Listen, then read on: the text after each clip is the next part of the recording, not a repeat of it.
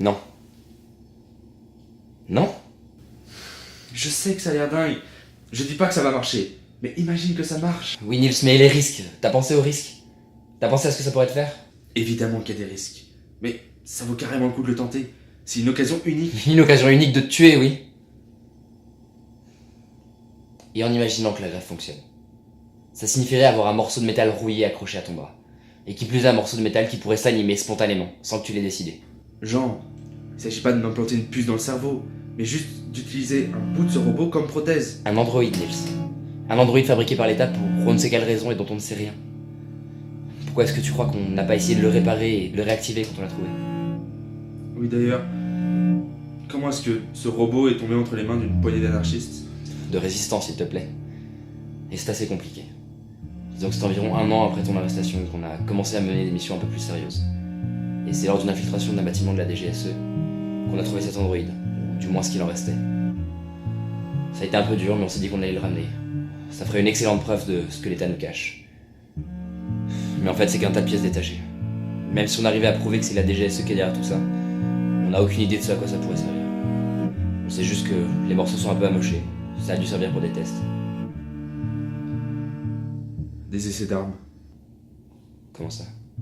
Ce robot, il a été fabriqué par l'armée. C'est une arme. Ils ont dû tester sa résistance au tir. Mais comment je peux savoir ça? Je m'en souviens. Je l'ai revu dans un de mes cauchemars. La section de l'armée de terre qui abritait les escouades fantômes travaillait sur un androïde, un prototype d'arme. Après, c'est pas forcément le même. Et puis, ça reste un rêve. Jean, je te l'ai dit, c'est comme ça que je retrouve la mémoire. Par bribes, la nuit. Et ça, je l'ai revu. Enfin, entendu. Des discussions à propos d'un robot en fabrication. Ça avait l'air d'être une grande première à l'époque. J'imagine qu'ils n'ont pas réussi à aller au bout de la conception. On l'aurait su s'ils avaient créé une intelligence artificielle. Une intelligence artificielle. C'est ce qu'ils voulaient créer apparemment. Une machine surpassant n'importe quel soldat. Et dénuée de tout remords. Et tu l'as vu en action, toi, cet androïde? Je me souviens pas. Mais ça pourrait peut-être me revenir en mémoire si jamais je le revoyais. Non, ça peut pas être le tas de ferraille qu'on a trouvé. Ça ressemble pas au prototype d'une intelligence artificielle. Tu te souviens de ce à quoi ressemblait celui dont tu parles? Non. Mais ça fait forcément partie du même programme de recherche. Je sais pas, vous avez peut-être récupéré les bouts d'une ancienne version. Peut-être. Ceci dit, si ce que tu me dis est vrai, on dirait peut-être le début d'une nouvelle preuve. Ton témoignage permettrait de montrer que le gouvernement est impliqué dans des programmes d'armement illégal. Mon témoignage? Comment veux-tu que je témoigne? Je suis même pas censé exister. Je sais. C'est bien ça le problème. On en reste bloqué au même point. Tu sais, j'ai bien réfléchi à ce que tu m'as dit.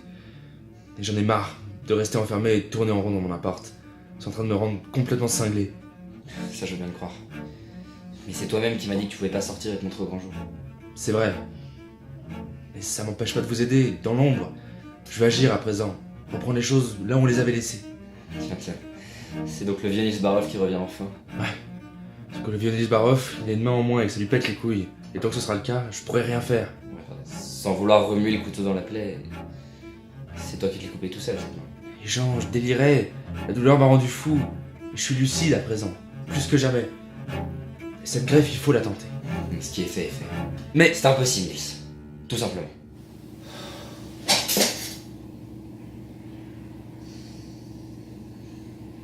Je comprends ta déception, Nils.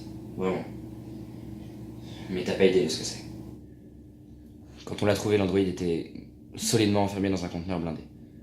On a quelques ingénieurs dans l'équipe qui se sont penchés dessus, mais ils ont rien reconnu de ce qu'ils connaissaient. Il semble pas y avoir de cerveau de centre névralgique. Il y a juste des circuits disséminés dans tout l'androïde. C'est pour ça qu'une simple main pourrait s'avérer dangereuse. Puis comme je te l'ai dit, je pense pas que la greffe puisse s'avérer fonctionnelle. je suis prêt à prendre le risque, Jean. Je commence enfin à trouver des idées claires et je me retrouve infirme. Je peux rien faire dans ces conditions. Nils. On peut le faire, Jean. Et que comme ça que je pourrais reprendre le combat avec vous. Et puis, c'est qu'un élément mécanique. Le seul risque, c'est qu'on n'arrive pas à le greffer. Mais s'il y a une personne qui peut y arriver, c'est toi. Et le métal. Tu vas forcément t'intoxiquer avec de la tôle rouillée dans ta chair. Je m'en fous. Honnêtement, ils m'ont tellement bidouillé le système immunitaire que ça se trouve, ça ne fera rien du tout. Je suis persuadé que ça marchera pas.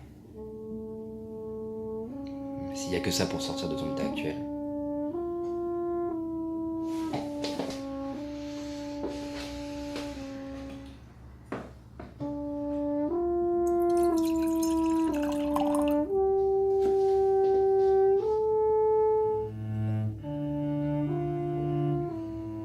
Bon, c'est d'accord. Et ça va être du boulot. Il va me falloir un bloc opératoire. Et j'imagine que tu vas me dire qu'il faut qu'on soit que tous les deux, que personne soit au courant. Ça va être pratique, ça, tiens. Bon, ce qu'on va faire, c'est que tu vas me retrouver demain soir, à l'hôpital, à la fin des services de jour. D'ici là, je m'arrangerai pour récupérer la main et on fera ça de nuit, dans un bloc isolé. On risque pas d'être découvert. Si. Mais il nous faut du matériel pour faire ça. Et encore, je te promets pas de pouvoir le faire dans les meilleures conditions. Du moment qu'on essaie, c'est tout ce qui compte. Merci, Jean, vraiment. Tu me remercieras si j'arrive à ne pas faire plus de dégâts que tu n'as déjà fait.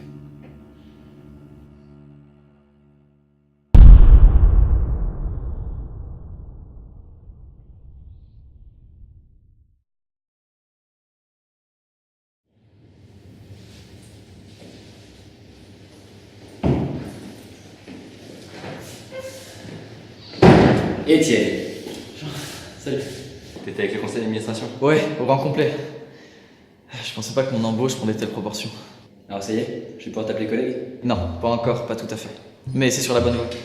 Ah, monsieur Mardin, vous êtes surpassé. Vous n'avez pas montré la moindre faille, et rares sont ceux qui y arrivent devant tant de gens. Oui, j'ai appris à m'adapter vite, madame la directrice. Nous faisons tous des sacrifices, Étienne. Souvenez-vous-en. Comment allez-vous, Jean? À merveille, madame la directrice. À merveille. C'est en grande partie à Jean que vous devez votre embauche, monsieur Mardin. Sans son énergique soutien, il aurait été difficile de convaincre les membres du conseil. Si les opprimés ne se soutiennent même plus entre eux, qu'il fera? Toujours des grands mots. Je ne qualifierai pas d'opprimés des personnes à qui l'on offre de tels postes, et que l'on sort même parfois de certains démêlés judiciaires fâcheux, n'est-ce pas, monsieur Watkins? Il est vrai que l'on n'exprime plus ses opinions comme avant, mais c'est une certaine stabilité que nous avons trouvée. Et s'il faut en venir à modérer certains esprits, alors... Madame la directrice, épargnez-vous la peine d'essayer de me faire une de ces analyses politiques, qui sont passionnantes, hein, j'en suis sûr.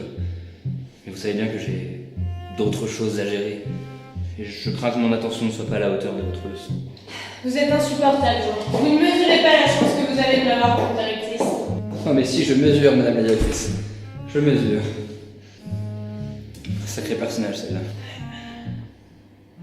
Alors comme ça, t'as plaidé en ma faveur? Moi je te l'ai dit, le conseil m'a plutôt à la bonne. Si on peut refaire profiter les copains, on va pas se priver. Tu verras.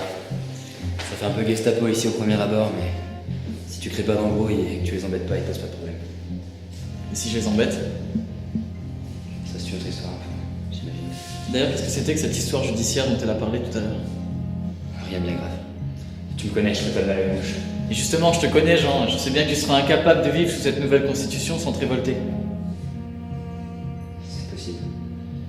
Mais il y a des choses qu'il faut. C'est pas bon aborder, surtout dans le chemin actuel. C'est bon. C'est pas moi qui vais te causer du tort. Bien au contraire. Je sais, Étienne. Mais comme je l'ai dit, ça fait partie des sujets qu'on n'aborde pas comme ça, en public ouvertement. D'accord, pardon. Je me suis un peu emporté. Mais je veux juste que tu saches que s'il y a bien une personne ici qui voudrait que les choses changent, c'est bien moi. Je suis content de voir qu'on est toujours sur la même longueur d'onde.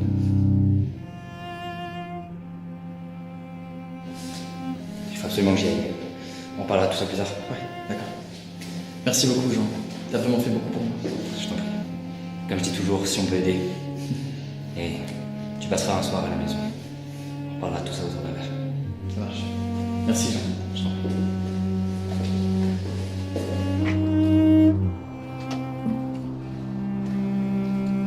Qu'est-ce qui est arrivé à ta barbe? Oh ça, un essai. Raté. Je t'avais dit de venir après la fin des services. Ah, c'est dans un quart d'heure. J'en avais marre d'attendre. Comme si on finissait à l'heure dans un hôpital. Bon, reste là. Je vais chercher ce dont on a besoin et on ira vers le bloc. Ok.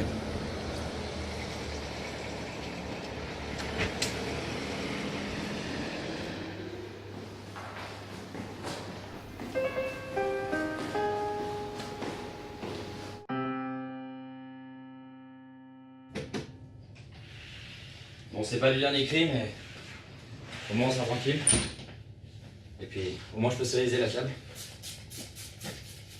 Mais c'est une salle d'opération, ça? Ah non, pas vraiment, non. Comment ça? C'est une ancienne salle d'autopsie. Mais plus personne n'y vient. Donc personne ne viendra nous déranger. Ah oui. Je te l'avais dit que ce serait pas le grand luxe. Mais dans les blocs de chirurgie, il y a des gens qui sont opérés d'urgence à tout moment, même de nuit. Là au moins, je suis sûr qu'on sera tout seul. Écoute, je te fais confiance, hein. De ce que je m'en souviens, j'ai été opéré dans des endroits bien pires qu'ici. Bon. Dans ce cas, on va pouvoir commencer.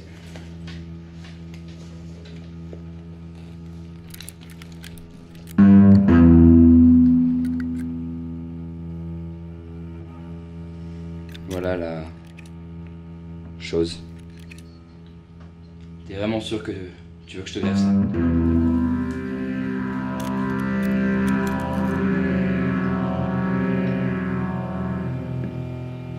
Absolument sûr. Bien. Alors allonge-toi sur la table. On va commencer par t'anesthésier. Complètement? Vu la durée de l'opération, je pense qu'il vaut mieux, oui.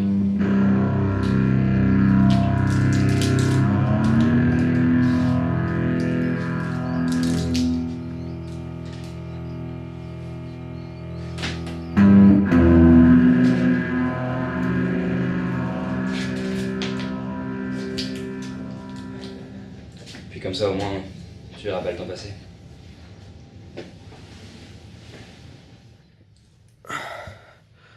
Ça va être si long que ça? Bah écoute, je suis le seul chirurgien à t'opérer pour te fixer une prothèse qui n'en est même pas vraiment une, dans des conditions plus que déplorables. Donc t'attends pas une efficacité optimale. Non. Puis même l'anesthésie, ça fait des années que j'en ai pas fait. Non, ça va pas être une chirurgie de haute volée, non. Oui, enfin tu sais, j'ai été bidouillé à vivre dans un labo militaire en Syrie.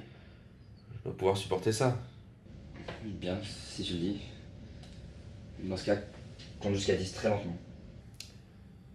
1, 2, 3, 4, 5, 6, 7, 8, 9, 10. Je suis pas censé être déjà endormi là? En principe, si.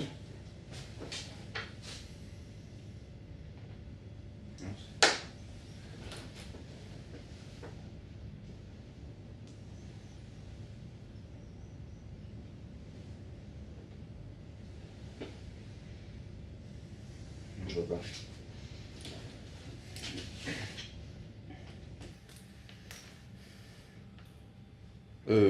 T'es sûr? Bah, écoute au grand mot les grands remèdes.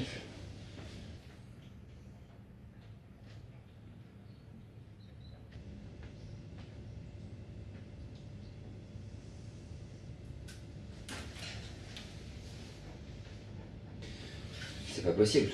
Un contre-coup des expériences peut-être? Je sais qu'ils voulaient nous rendre insensibles à pas mal de substances. Mais ils vous ont bidouillé à quel point? Ah ça si je le savais. Attends. Je crois que ça commence à faire effet.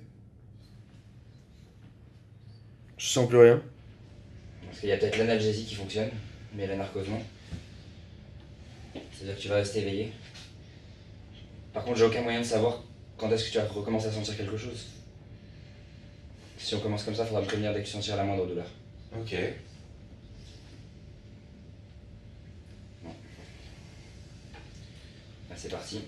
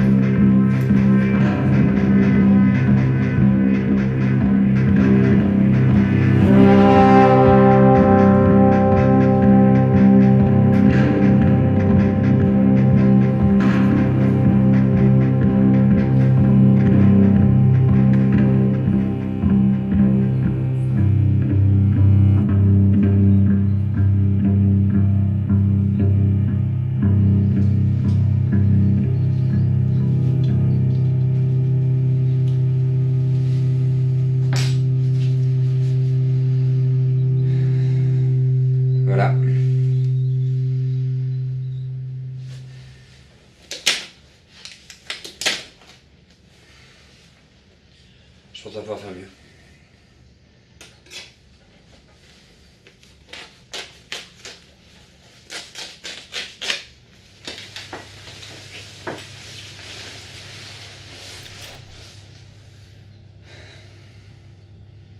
Voilà, j'ai relié ce qui semblait être les servomoteurs moteurs de la main au muscle de ton bras.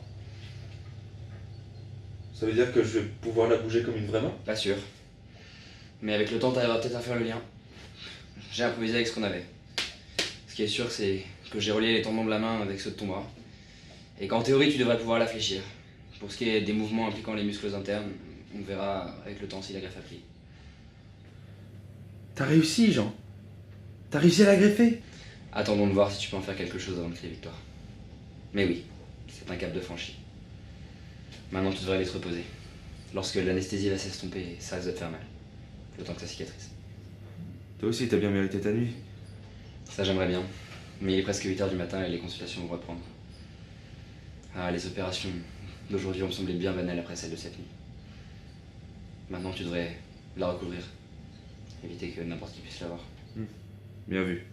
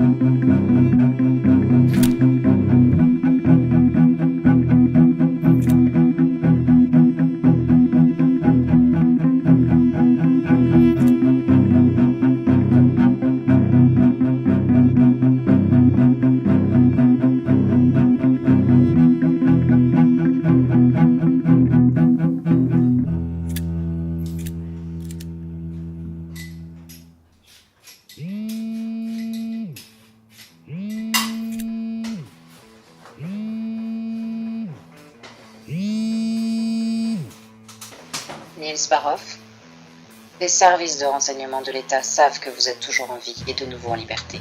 Ne pensez pas que nous vous oublions. Les sanctions arriveront bientôt. Qui est à l'appareil? On ne quitte jamais les escouades fantômes, monsieur Baroff.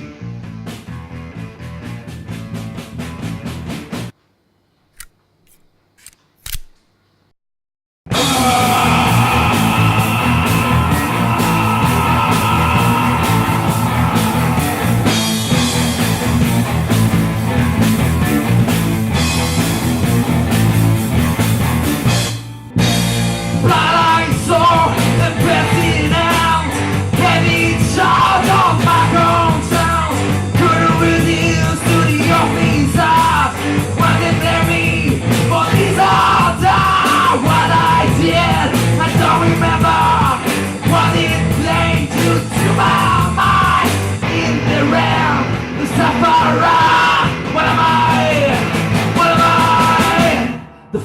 sang, Léa.